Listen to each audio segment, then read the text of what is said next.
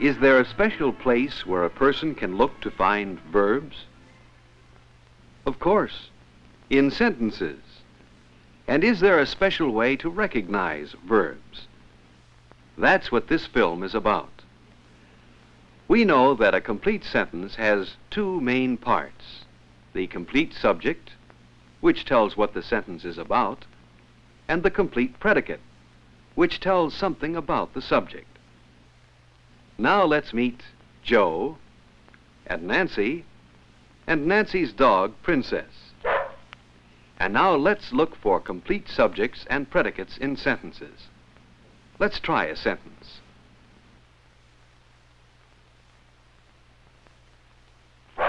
Joe showed his skill as a driver.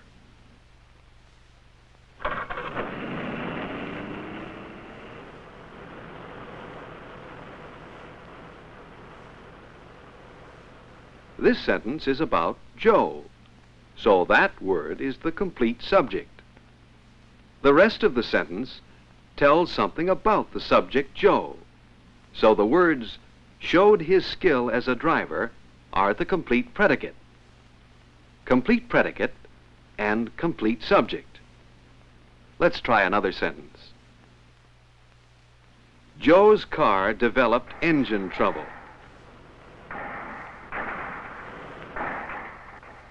What is the sentence about? So this is the complete subject.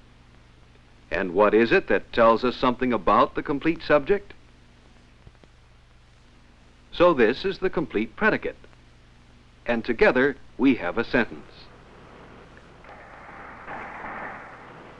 Finding the complete subject and predicate in a sentence is the first step in learning to recognize verbs. Nancy enjoys the game of croquet. The ball hit Princess on the nose. It's easy to separate the words of this sentence into the complete subject and predicate. Now, while the predicate as a whole tells us something in general about the subject, one word in the predicate tells us something in particular about the subject.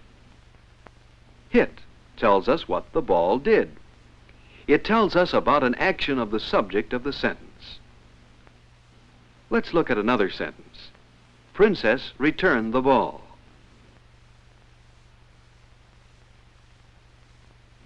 In the predicate of this sentence, a word that tells us about an action of the subject is returned.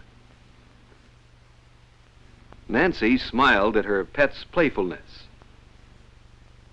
Is there a word in this sentence that tells us about an action of the subject? Yes. So in each of these three sentences, there has been a word in the complete predicate which told what the subject of each sentence did, involving an action. Hit, returned, smiled. These words were used as verbs in these sentences. Looking for the words in the predicate that show some action by the subject is one way to recognize verbs. Or we might put it this way. A verb is a word in the predicate that tells what the subject does. Let's use this definition to find the verbs in certain sentences about Joe in his chemistry class. Joe held 2 beakers in his hands. Which word in the predicate tells what the subject did? That's the verb. He poured liquid from one beaker into the other. Where's the verb? The mixture bubbled. The verb. Joe placed the beaker on the table. The second beaker was placed beside the first. Where is the verb in this sentence? The second beaker is the complete subject. Is there a word in the complete predicate that tells what the subject did? No. But the 2 words was placed tell what was done to the subject.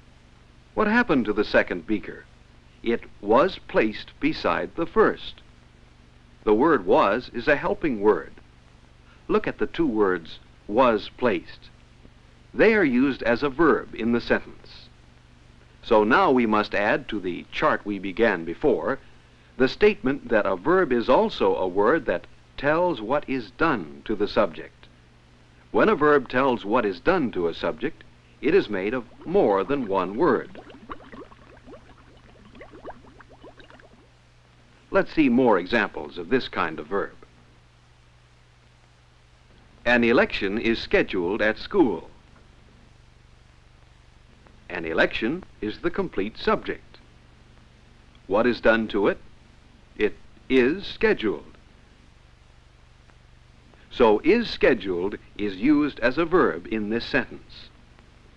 Now, as we change tenses, we'll find that the helping words also change.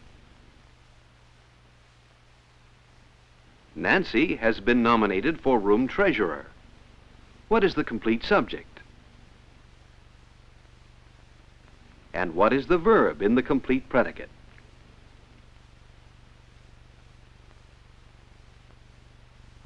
The election will be held today. What is the verb? Nancy has not been elected. What is the verb in this sentence? Is it has not been elected? No. Not is not a part of this verb. It is a word that changes the meaning of the verb. The verb is has been elected. From this example, you can see that the parts of a verb do not always stand together in a sentence.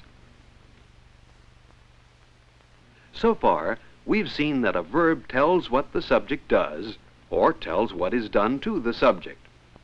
But let's look at this sentence about Princess. Princess is a pedigreed dog. Let's separate the complete subject from the complete predicate. Now, in the complete predicate, is there a word that either tells what the subject, Princess, does, or something that is done to the subject? No. But there is a verb here, and the verb is the word is. Is does not indicate any kind of action. Then what sort of information does the word is give us about Princess? It tells us something about what is called the state of being of Princess. What is the state of being of Princess? Princess is. And the rest of the predicate tells us what Princess is. Let's try another state of being verb. Princess seems gentle. Which word in the complete predicate indicates the subject's state of being? Seems is the verb in this sentence. Appearances are deceiving. The subject is the word appearances. What is the verb here? Are indicates state of being. So now to our chart we can add a verb is a word that also indicates the state of being of the subject. A verb in any sentence will do one of these three jobs. So we can recognize the verbs in sentences by looking for those words which tell what the subject does, tell what is done to the subject, or indicate the state of being of the subject. Now let's test our knowledge. We're at an amusement park with Nancy and Joe. Let's look for verbs. The parachute rose slowly. Which does the verb rose tell? What the complete subject did, or what was done to it? Nancy and Joe were carried to the top. Here, what does the verb were carried tell about the complete subject?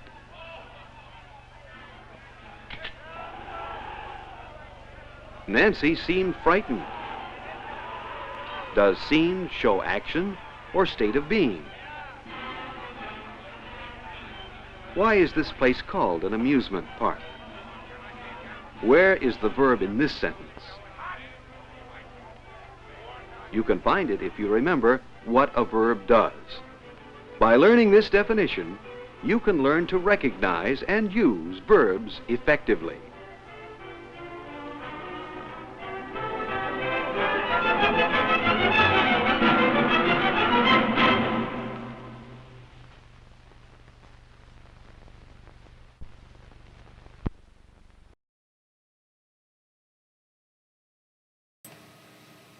Hello everybody, I'm Skip Elsheimer. Welcome to the avgeeks lunchtime streaming show. Visually, that last film was, I liked it. The colors were so incredibly vivid. The fact that it's all semi-animated makes it not very interesting. But there's this balance that it's like, wow, it's so pretty. I want to show it. And it's like, I don't want to show it. Anyways, that's kind of what I had within my reach. I had some issues with my iMac, which I use to broadcast this daily streaming show. It was just being incredibly sluggish, and I rebooted it, and then nothing worked, and then I rebooted it, nothing worked, and I rebooted it, nothing worked, and I unplugged everything and rebooted it. So we're here and up and running, but that's... had to quickly kind of like pull things together.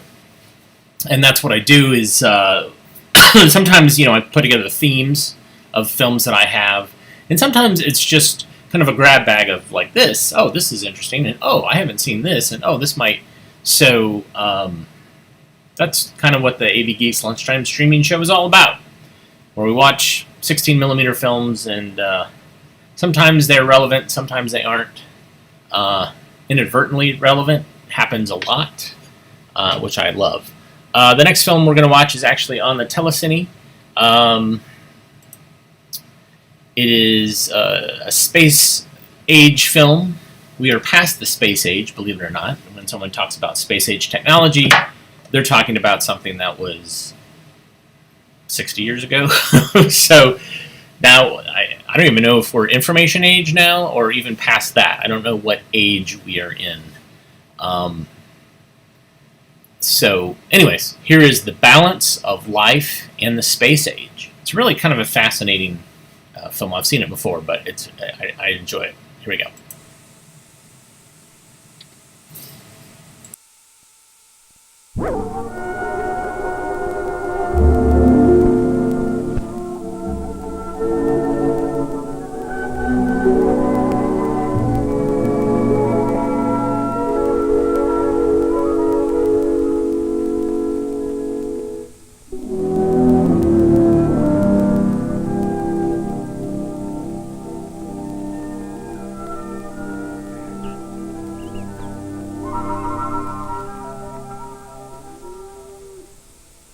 What do men and animals need to stay alive?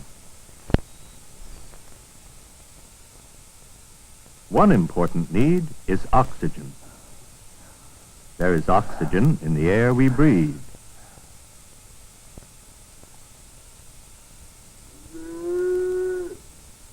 Food is another need. Animals and men get food from plants.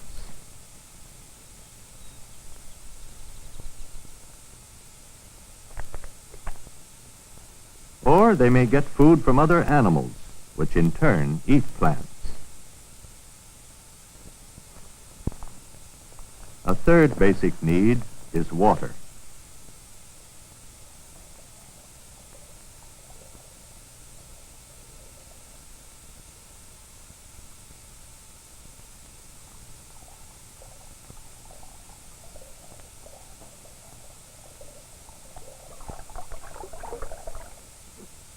Water, food, and oxygen. These are the things men and animals need in order to live. All of them are generously supplied us by the earth and the atmosphere around it.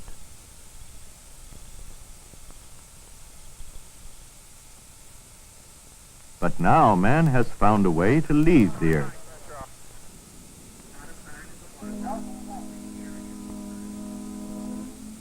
Astronauts journey into space.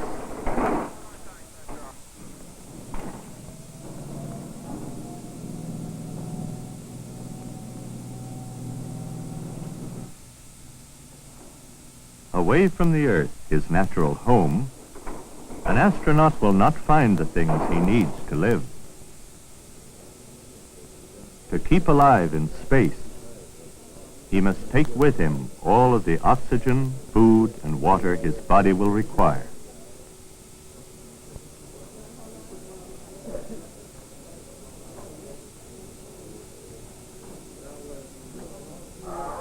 And the length of his journey will be limited by the amount of these necessities his spaceship will carry.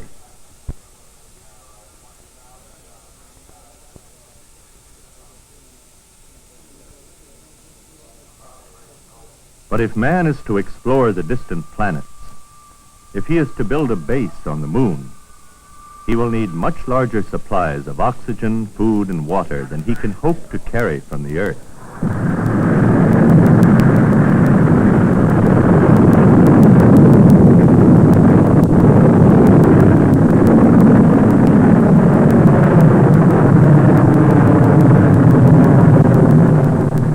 Is there any way that life necessities can be supplied to an astronaut for a space journey lasting several months or perhaps years?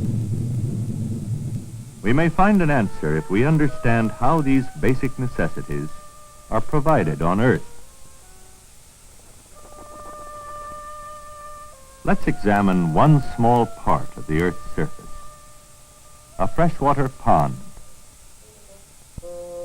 The fish that live in the pond, like other animals, must have food, water, and oxygen in order to stay alive. They find these necessities in the pond. An important source of food for these fish are the green plants that live in the water.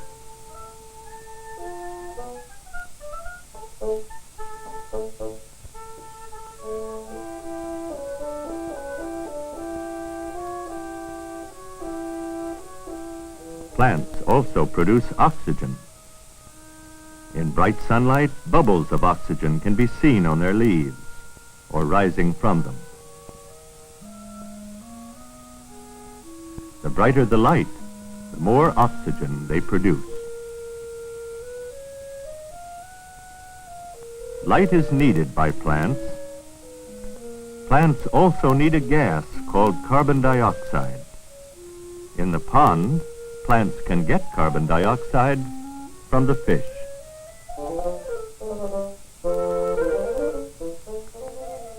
Fish take in the oxygen given off by the plants. Their gills separate the oxygen from the water. And as the fish use the oxygen, they give off carbon dioxide.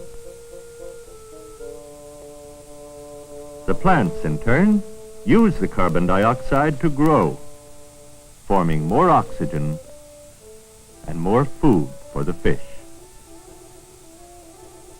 So the process is repeated indefinitely, a kind of circle or cycle in which plant supports animal and animal supports plant.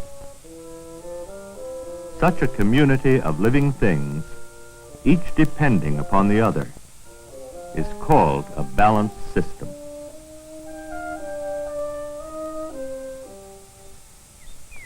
We too are a part of a balanced system. All the living things on Earth form a great and complex balanced system. Animals give off carbon dioxide. Green plants use carbon dioxide to produce oxygen and many kinds of food.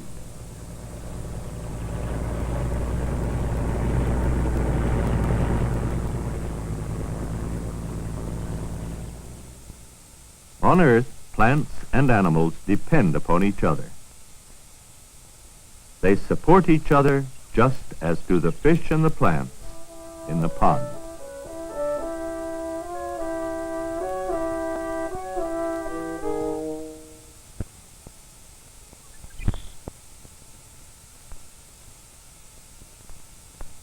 If we take a fish out of its pond, can we keep it alive?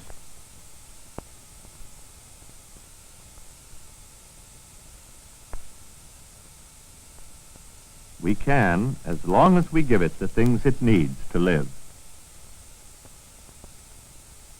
water,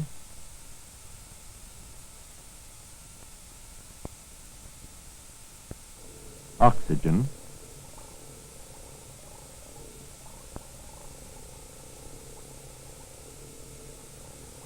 and food.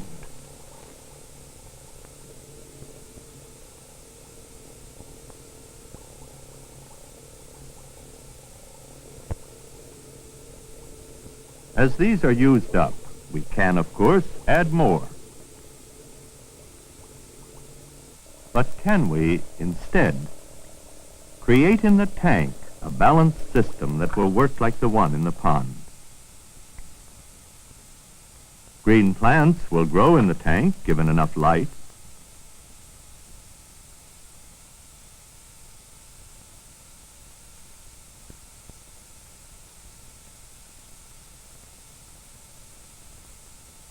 They will supply the fish with food.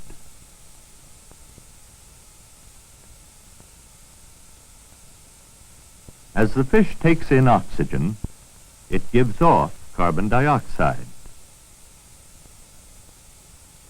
which the plants need to continue growing. As the plants use the carbon dioxide, they release oxygen needed by the fish.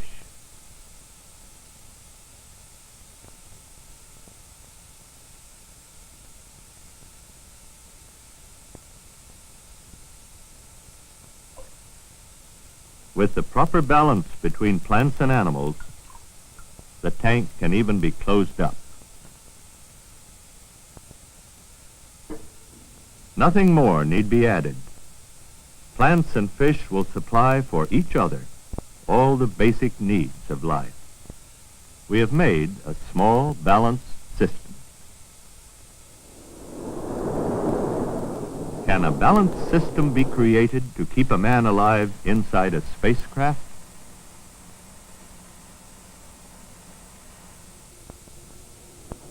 Scientists in this laboratory believe it can. They are experimenting with a water plant called chlorella. Chlorella plants are so tiny they can be seen only as a green color in the water. If the water is removed, a green paste remains. Oxygen bubbles from it.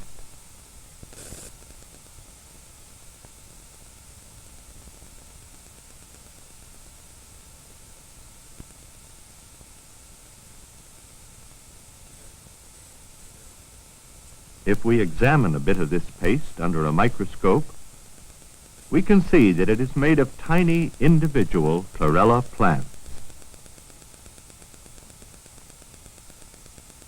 Millions of these can live in a test tube.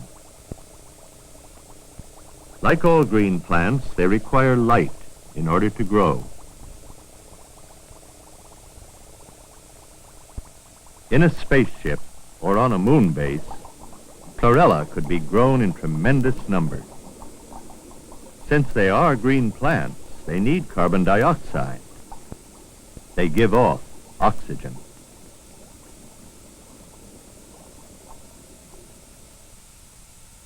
Men need oxygen.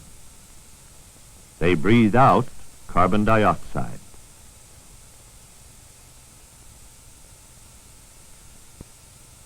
By placing a man in a sealed chamber, scientists can find out the amount of chlorella needed to supply enough oxygen to keep the man alive.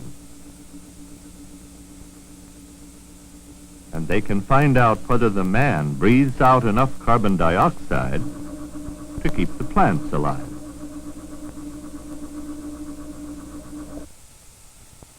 Scientists have also found that chlorella can be made into a nourishing food.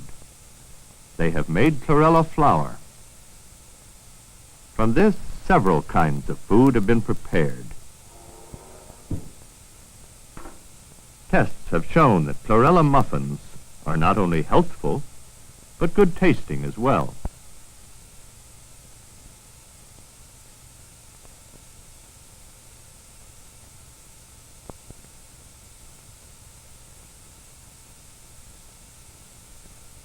So, by using a plant like chlorella, it may be possible to create a balanced system that will keep an astronaut alive in a space for long periods of time.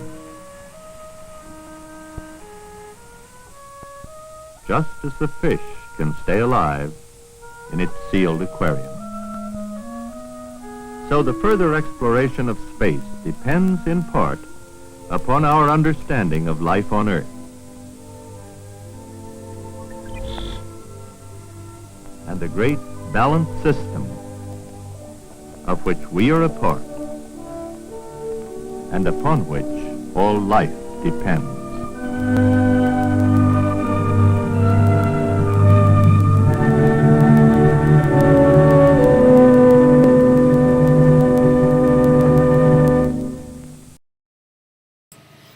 I could see some of you were claiming that this was basically not delivering what you expected based on the title. That it was basically a biology film with some NASA footage cut in, and that's true. I gotta say, it's true. Trying to capitalize a little bit on the young people's interest in the space program.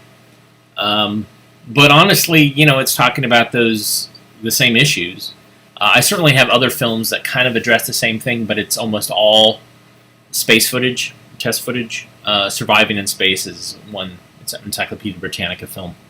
And also somebody in the comments mentioned Biosphere 2. There was a great film that came out, documentary about it, that came out, I think in the summer last year. And we digitized almost all of it. We digitized all of the footage of the Biosphere 2 project, video and film from back in the day. Fascinating film, really quite something, and it's trying to address the same issues, which is, can you create a sustainable environment? With creating some sort of different types of biomes, so that it's like a terrarium, but you have humans in it. And I won't spoil it, but I will say the answer is no, you can't. not on Earth, not using the technology they use. But there's a lot more to it. It's fascinating, and the personalities are kind of interesting.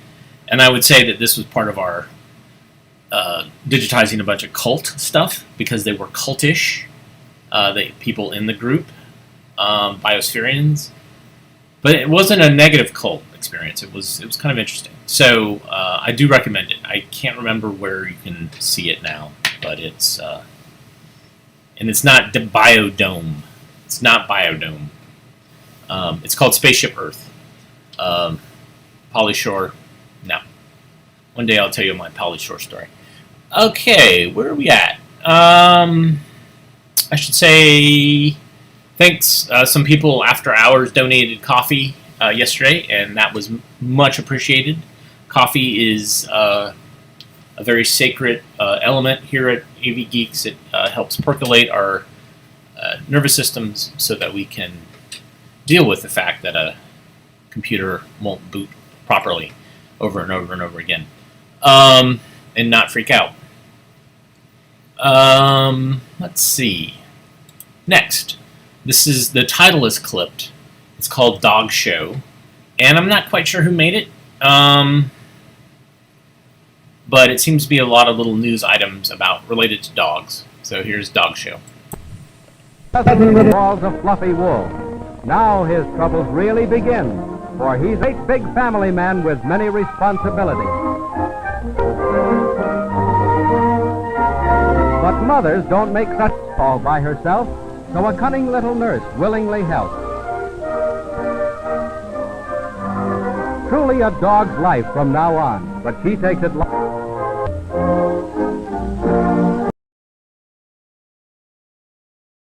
develop big appetite. So again, necessity becomes the mother of invention. Don't crowd, for there's plenty for all, and plenty waiting. Come and get it. The line for right, and they don't have to be coaxed even a little bit. And so mother gets a deserved rest. Dose a la canine, and what a meal. After dinner time comes snooze time, with dreams perhaps about sleeping, jumping, and more dinner tomorrow.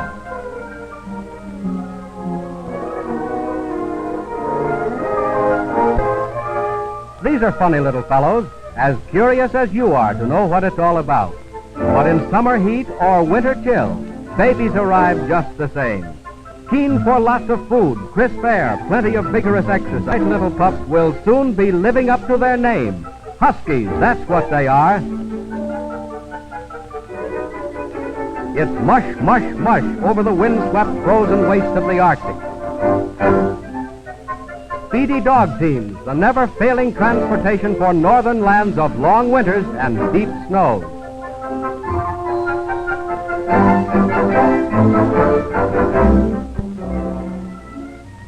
A dog is the children's best protector. A big, strong Newfoundland or just a little spaniel. The dog is truly man's best friend. Always on the watch for trouble. True companions, faithful guardians. When he sleeps, it's with one eye open. Always on guard. Where is there a lad who doesn't love a dog? And where is there a dog that doesn't love a lad? And ice cream, too. Share and share alike. Well, for a little while anyway.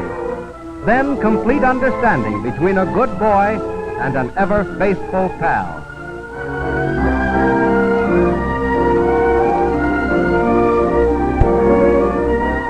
Fast-moving automobiles are always a danger to dogs on the highway. A tragic accident, a grim lesson to puppies that run away, and to their owners, too. See that this doesn't happen to your dog in the heavy traffic of today. It's the end of thousands every year.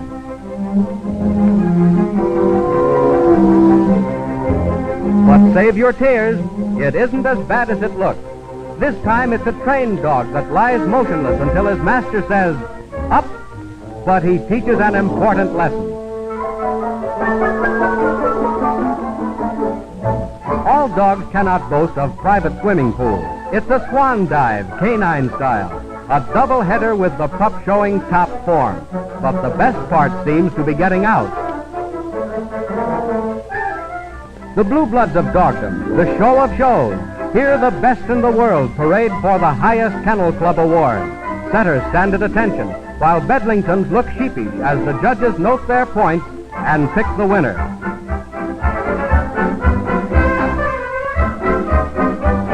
French poodles, the fanciest dogs in the show.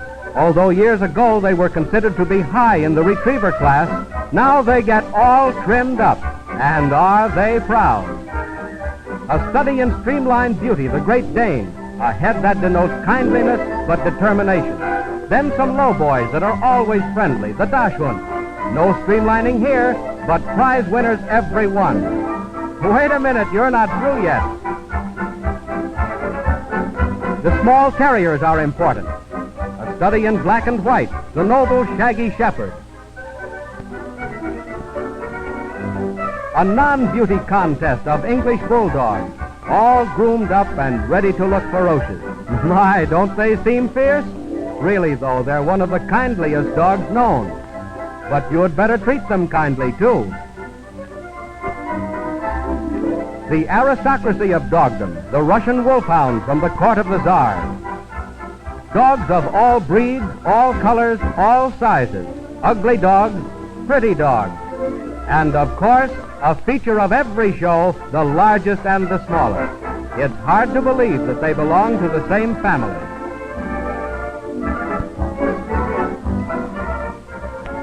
Now for a real dog show. A wagon full of star performers ready to do odd tricks. Everyone raring to go. Line up and inspection come first.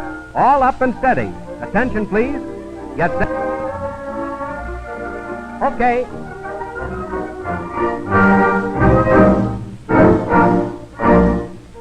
Introducing the Now You See Me, Now You Don't dog. Yes, he's it. and he's playing hide and seek all by himself. Now, light-footed Admiral. Steady, boy, for there's many a slip, but he seems to know his steps.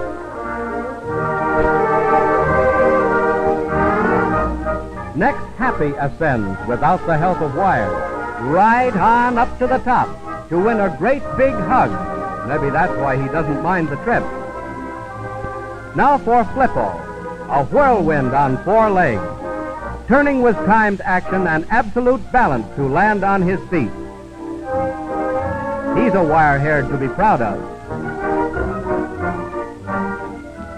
The retriever is the sportsman's dog. In action, he stands at rigid attention until given the signal to go. Soon he's on his way back with the prize. The retriever has been taught to hold the bird tenderly and to fetch it without harming a feather. But the dog of all dogs for sport is the hound. Here is a pack of the finest in any land gathered around the chase. The shrill bugle sounds across the countryside, and off they go, over hill and rolling dale, with the eager riders following behind.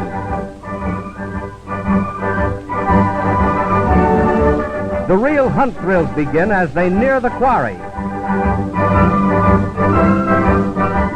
These hunters are not out to kill. They seek only to stalk their game and bring it back safely and unharmed. A beautiful creature of the woods swimming to be free. But the well-trained dogs have the scent and they are hot in pursuit. Soon he is surrounded. There is no escape. Thus a day of regal sport, such as the gentry has enjoyed since the Middle Ages.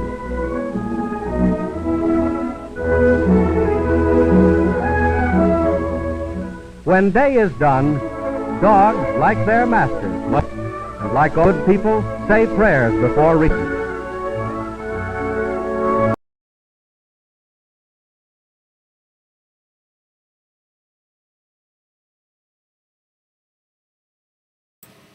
And then it just ends. Obviously, this film was shown a lot. I got this from Buffalo Public Schools. And so the title was shredded, probably, which is why it didn't exist. And the end was also probably shredded because someone tried to rewind it through a projector.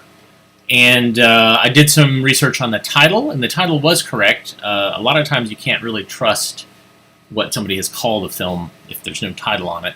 But this looked like this was part of a sports parade, which was Castle Films would periodically do sports parades about football, baseball, various sports, action sports, stunts, and this was all about dogs. And someone, I think UCLA, attributed it to being roughly released in 1945. So there you go.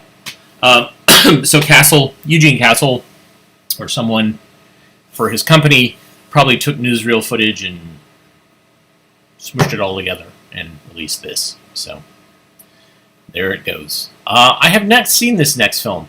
It says King of the Hill. It's obviously not the cartoon that was on Fox, Hank Hill. I should say that they were one of my first stock footage clients for, there's an Easter egg on the first volume of their DVD where they licensed Mowing Lesson for Charlie. So you hit something and it shows how to mow your lawn. All right, so here we go. This is King of the Hill. Enjoy.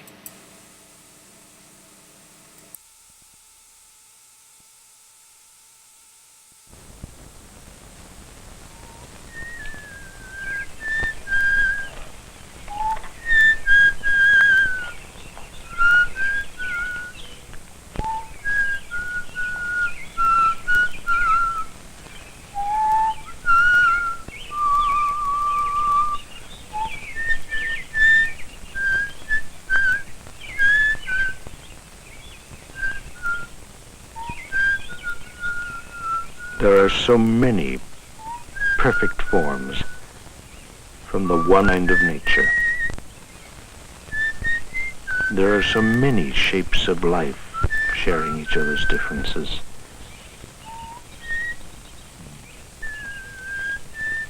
So many ways to grow tall in the same sunlight.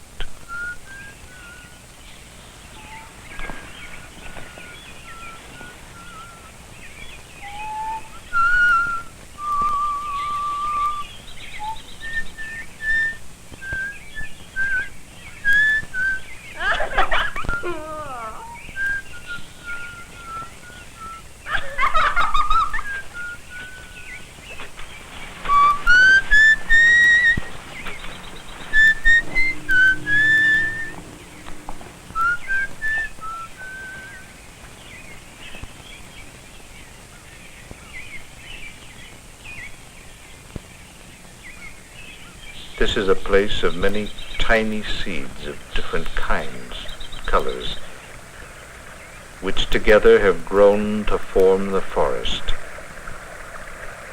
This is the unspoilt planet Earth to which with all our wild hearts we long to return.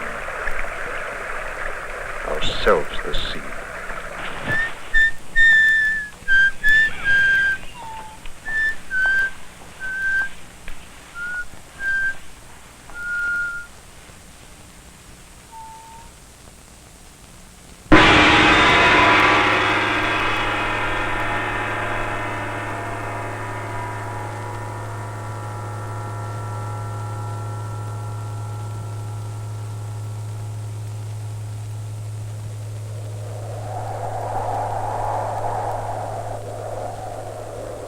A cornfield is very unlike the forest. It's too simple. Each stalk is like every other stalk. Anything different is weeded out. A cornfield can belong only to a man, like me.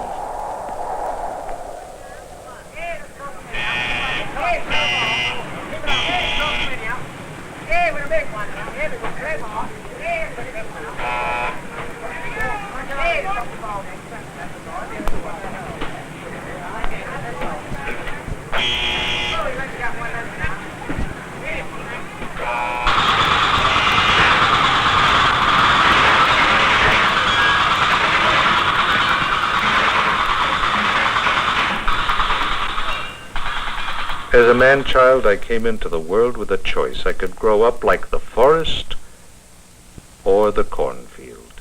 I am king of the hill.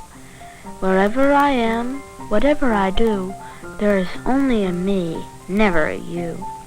Or if there's a you who exists at all, you only exist to slide down and fall.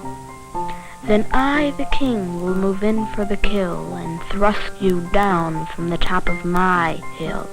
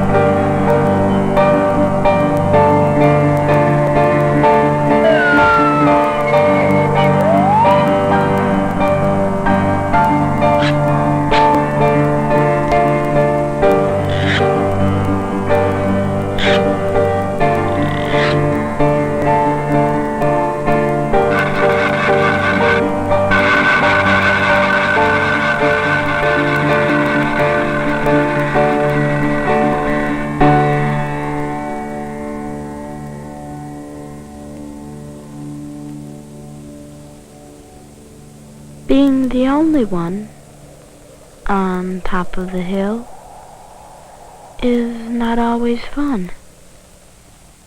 Not always. Then one day, searching for my true face, I was confronted by my own shadow.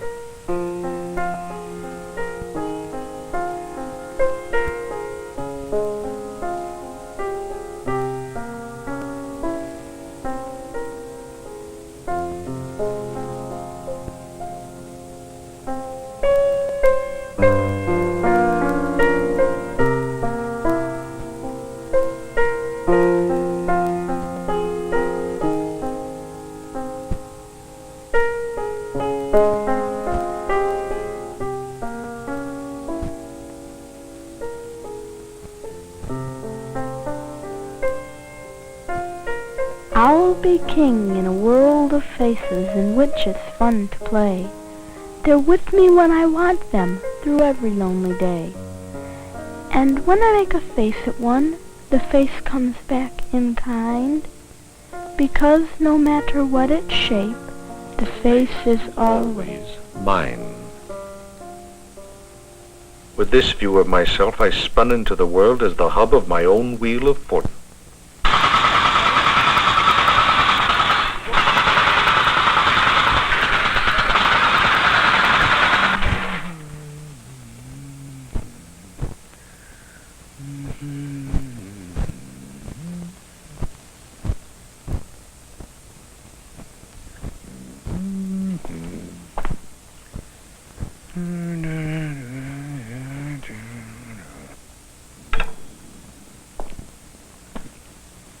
Why are there other molds of men, like crabgrass on the lawn? Why other colors, races, creeds who'd put me in the wrong? 'Cause if you're seeking out a model of what you ought to be, then polish up your glasses and take a look at me. So I was king of the hill, reigning over a multitude of scarecrow subjects all made in my own image.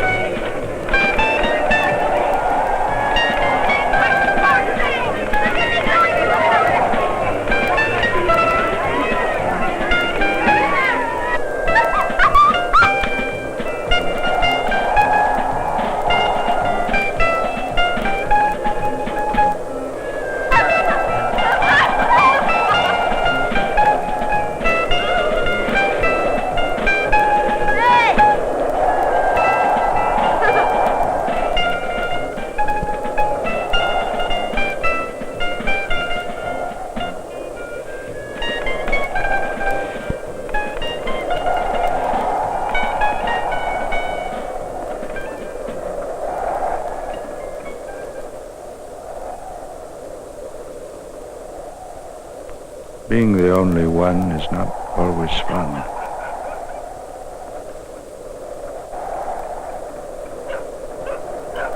Not always.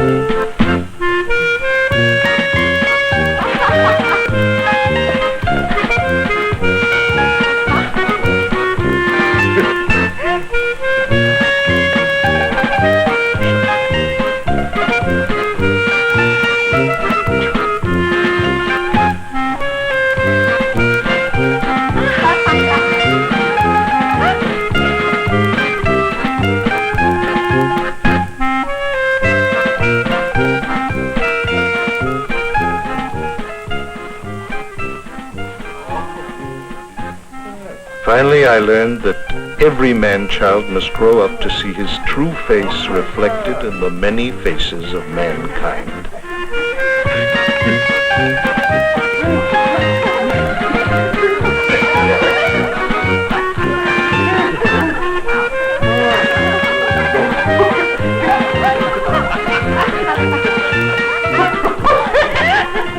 I came to realize that we're not a one-crop humanity after all. Rather, we're the sons of different tribes celebrating the one life together, each doing his own step to one overall rhythm.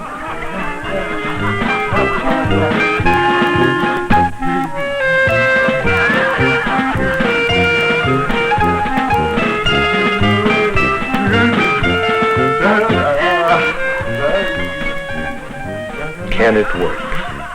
After so many centuries of bitter memories of each other, can we really learn to share the same land and sing the same tune, each in his own voice?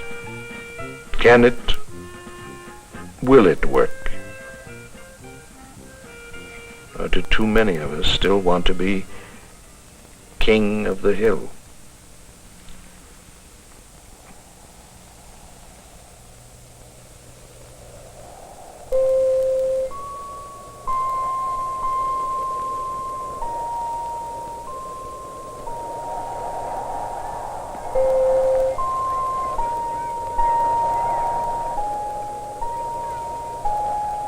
I am king of the hill. Wherever I am, whatever I do, there is only a me, never a you. Or if there's a you who exists at all, you only exist to slide down and fall. Then I, the king, will move in for the kill, and thrust you down from the top of my hill.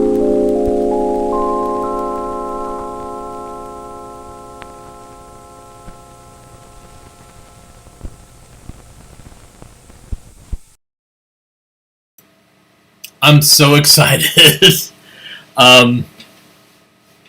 So that film was made by Ralph Forsberg, and somebody on Facebook, Linda Hardbarger, I apologize if I don't pronounce your name correctly, she sums up Ralph Forsberg films very well, which is so many questions, and let's see, nightmares will come from this. I know. That is Hallmark Ralph Forsberg. Ralph was a Christian filmmaker, although he, when I actually asked him, said he was more of a spiritual filmmaker, but he ended up making a lot of educational films for Lutherans and for Protestant churches. I've shown multiple films that he's made here on the lunchtime streaming show.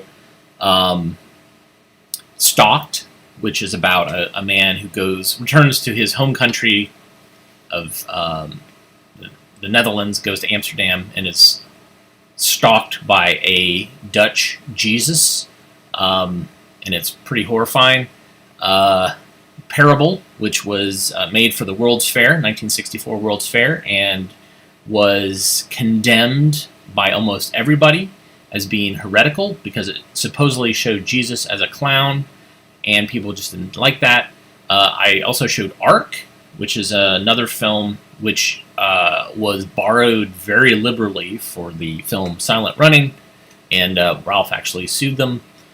And wow, this he's made a lot of films, and I kind of was always looking to find in my collection for specific films that he did, and this one just out of the blue. And the thing is, the title is so generic. There are other films that are educational films that are named this, and so this is why we watch films, because we don't know what's in them.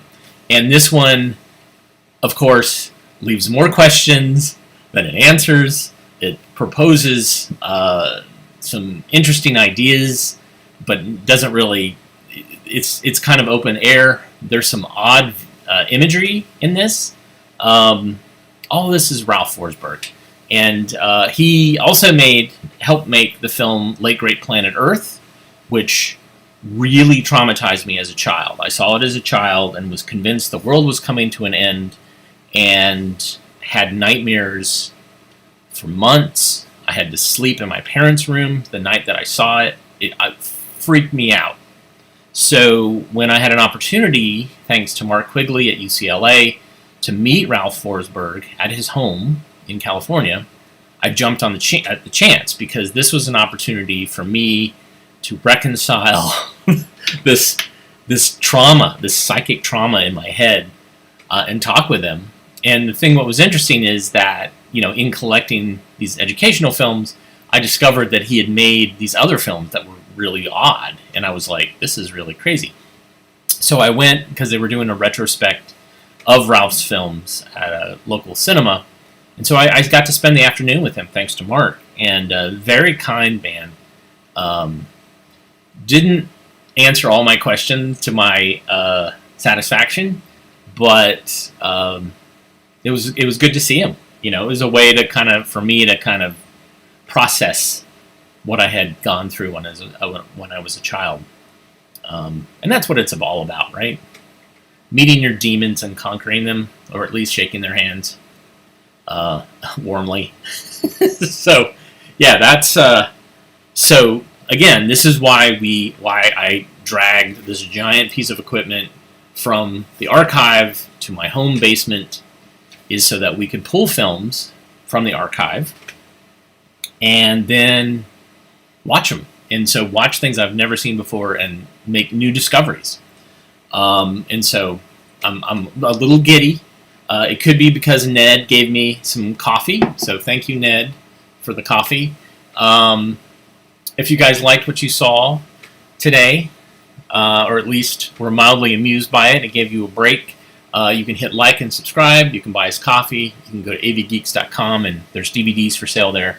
But you can also just tell people about what we're doing, because we've been doing this for a while, and we're not going to probably stop anytime soon because of this, because I have this wonderful relationship with you guys, your wonderful community, and also I find new films, and so you got to see it the first time. So thanks everybody for tuning in. So tomorrow, if things work out as planned, we're going to have a short guest who has been watching our show in an interesting way, and he's known me for quite a while. I think he's known me since I started collecting films, maybe just a little bit before that time.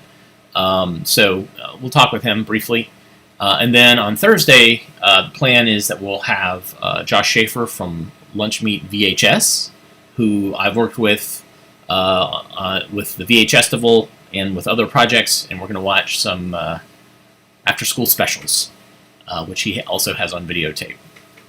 So those are our two upcoming shows, and just want to say thank you so much for tuning in today, and we will see you again tomorrow. There's a reminder to please rewind, love each other, reach out to your friends and family, say hi, check in with them, and we will see you tomorrow. Everybody take care.